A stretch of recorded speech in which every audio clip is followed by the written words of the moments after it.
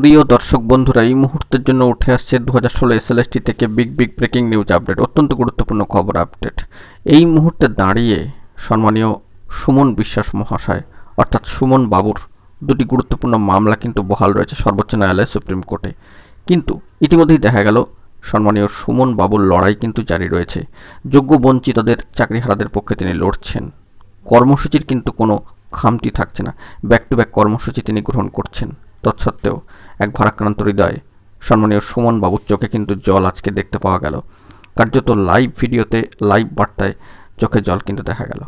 সকলকে তার পাশে থাকতে হবে, অবশ্যই লড়াই কিন্তু জারি রয়েছে। যোগ্য বঞ্চিত চাকরিহারাদের পক্ষে তিনি কিন্তু লড়ছেন। নানাভাবে, নানা উপায়ে তিনি কিন্তু বার্তা দিচ্ছেন, ব্যাক টু ব্যাক কর্মসূচি রাখছেন।